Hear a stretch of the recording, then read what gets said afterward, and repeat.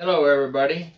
Today I want to talk about 14 types of correctional officers you can find on your shift. Now, your shift, your squad, your platoon, you may have one of all of these, one of each of these, but I'm pretty sure you're going to recognize these. And if you get offended easy, then don't watch, because I'm going to probably talk about me, because I'm going to fall under one of these categories, and I'm probably going to talk about you.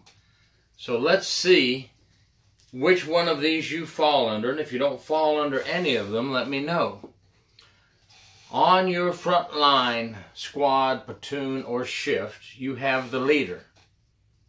Now, there could be more than one leader, of course, and these are the folks that when things go down, they are up front and taking lead, and they're saying, follow me or get the hell out of the way.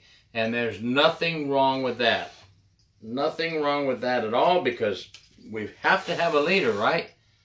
We're not talking about supervisors today, okay? We're talking about the people on the front lines, the leader, the one who gets in there, or the ones who get in there, get things straightened out, and follow their lead, folks. It's okay. It's okay if you're not sure what's going on to follow that leader. The jacked up dude. Man, we always have the weightlifters, right? Big jacked up dudes. No problem with that. I like to have the jacked up dudes or gals with me. Man or woman, I don't care who you are. If you're those jacked up, hey, come with me. Let's go. Let's go. Come with me. Let's take care of this problem. You know, something about an inmate's eyes when a jacked up guy or gal walks up and says, I said stop that. You know, not every situation, right? But doesn't it make a difference? It does. It does make a difference. Let's be honest. You know, do we want to take the professor with us to solve the problem, or do we want to take the jacked up dude, right? The gun nut. Now, I can't say anything bad about him because I am a person who has several different types of guns. But, you know, I like guns, but the gun nut is just crazy about guns. And there's nothing wrong with that, folks. But I'm just saying, you know, you're at work. Hey, I got my gun magazine. And I've already got 50 guns at home, but thinking about getting this one, you know, this AK-47 from Russia before I can't get it anymore. You know, with all this stuff going on with Russia and Ukraine, you better get your AK-47 now.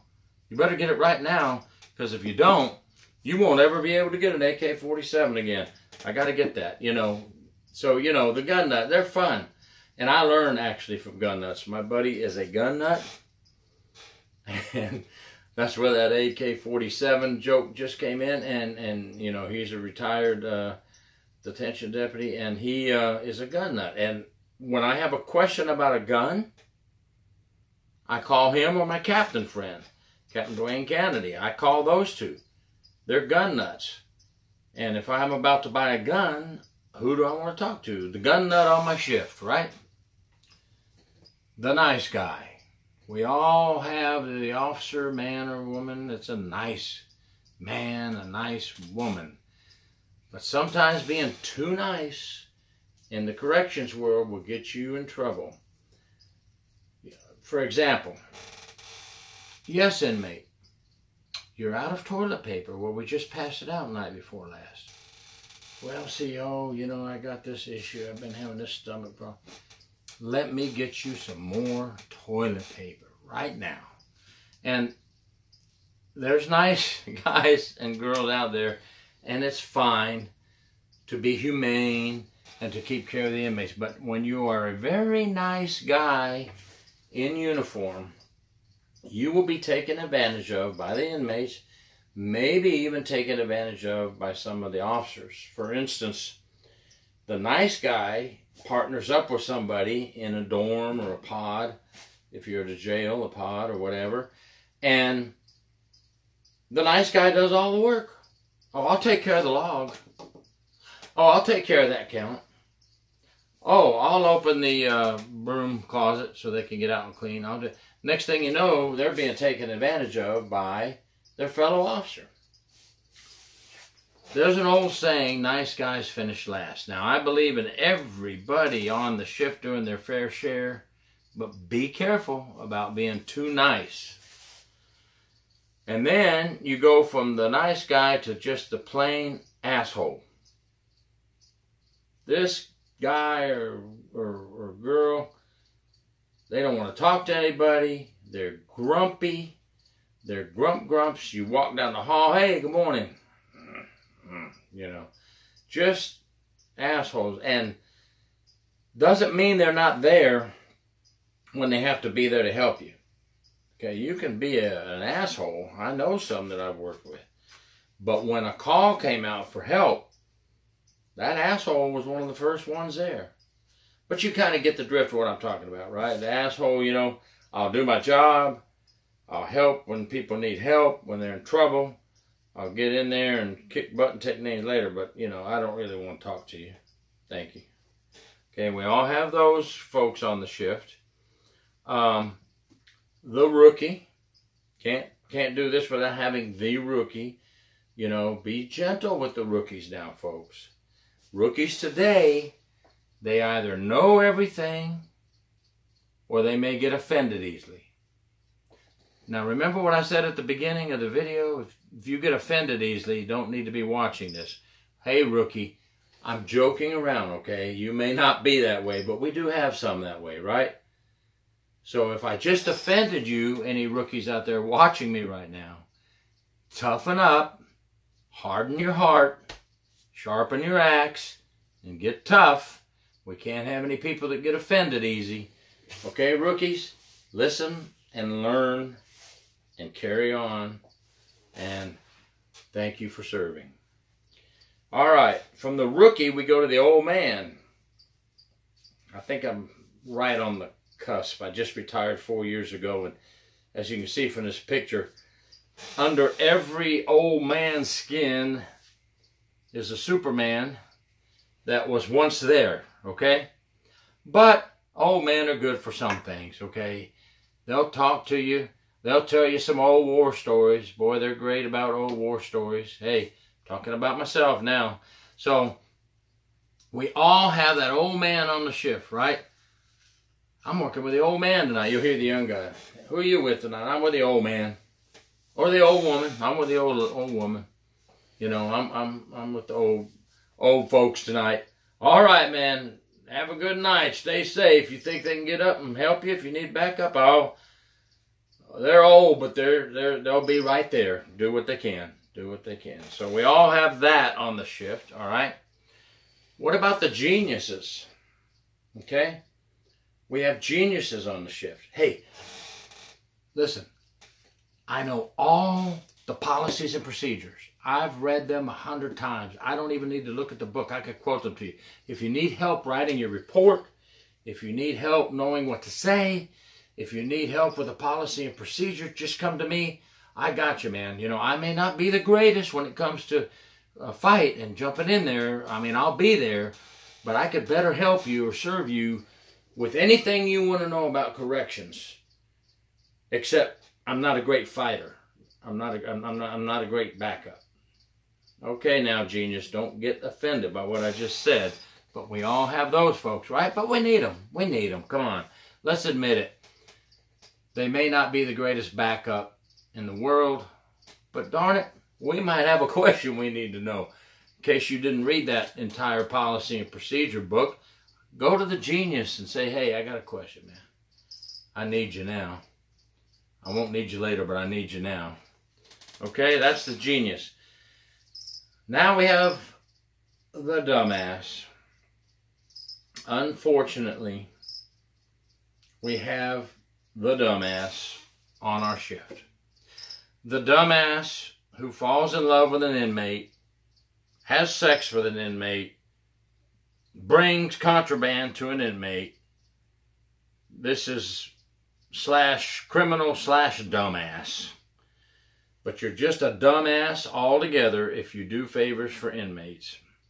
And if it's not criminal, but even slightly doing favors for inmates, you get tricked and manipulated into doing things for inmates. Stop being a dumbass. We have those on the shift, and we have to watch for them, and we need to catch them before their dumbass gets themselves in trouble, right? Help them out, folks. Help those dumbasses out. The complainer. Everybody, I think, complains at one time or another, right? But we have the complainer, the constant. Everything's effed up. Man, I hate this place. Man, rookie, why'd you come here? Oh, God, what made you choose this career? The negativity flows out of the complainer. We don't want new officers to be around the complainers and rub off on them. And even officers who have several years under their belt don't want to hear it. The ones that are making this a career and are going to retire from this job. The complainer is best ignored. You can tell a complainer, hey, stop complaining, I'm sick of listening. But the complainer is a complainer and will always be a complainer. Just ignore them, folks, and move on. The loner. I'm a bit of a loner, and I'm okay with that. I'm not a total loner. I mean, I am a team player. I'm gonna be with the team. I'm gonna help the team. I'm gonna help the team win. But as a loner, I'm gonna do everything I can. But pretty much, I'm not gonna be into everybody's business. I'm not gonna be doing a lot of socializing at work because I'm just doing my job and everybody else is talking and laughing and joking, and I may be sitting there listening, but I may even laugh at some of the jokes. But a loner, it's okay to be a bit of a loner. Did you know that sometimes being a loner is the best thing? Now, by being a loner, I don't mean you're not going to help when the whistle blows and you have a fellow officer that needs help. You better be there. You better be one of the first ones there. Or being a team player. You can be a bit of a loner and do all these things you need to do, but you don't have to play in every game that goes on, right?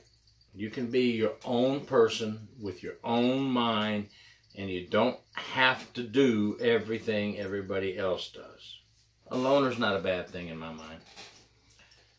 The joker. We all have a joker on our shift. Always laughing, joking, playing around. And I think sometimes that brings up the spirits, as long as the joking doesn't turn into horseplay, right? Horseplay gets a lot of people in trouble on duty. So it's okay. I think a joker's good to have around. But be careful with the joker. Don't let the joker go too far and turn it into horseplay, all right? And make sure, if you're a joker, that when it's time to get serious and get after your job or again, answer a call, joking has to stop. We got to take care of business. Be a moderate joker, okay? What do you folks think about that? Let me know. This next one is interesting. The ladies' man. We always have an officer who wants to go talk, a male officer who wants to go talk to the female officers all the time, finding a way to get over to their pod or their dorm, or always wants to be in the nurse's station talking to certain nurse or nurses, or wants to be over there talking to the female librarian if your librarian is a female, whatever the case may be. The ladies' man. Mind is on the women and not on the job. Always thinking, I need to go, hey, partner, you cover this for about 20 minutes? I'm going to run over and talk to Susan, all right? I've got some business I got to take care of. The ladies' man. Let's keep all that away from work, okay? Off duty. Off duty, talk to the lady, okay? And then my 14th is the man or woman, the male officer, the female officer, who just doesn't give a fuck. I don't care. I don't give a fuck. But what happens with, I don't give a shit. I'm retiring in 2 weeks. I don't give a shit. I don't give a fuck. And then there's some that are brand new. Hey, you know, we got to get this done. I ain't doing that shit. They don't pay me enough for that. I don't give a fuck. Excuse my language for anybody that might get offended over that word, okay, that I'm using. But it's the truth. Stay away from the I don't give a fuck people. Because they're not going to do their job because they don't care. And they are going to get you in trouble and drag you down with them. Don't fall into that trap either. These are just 14 that I thought might be interesting to talk about types of officers we have on the shift. Now, just because you may be one of those doesn't mean you have a lot of different traits. You can have a lot of good traits and one of these, okay? I'm just pointing out some things to open up discussion. Let me know what you think. Let me know of some that I didn't mention that you know about, okay? I just thought we'd have a little fun on this Sunday afternoon. And I thank you for watching. Gary York, True Prison Stories. Please subscribe.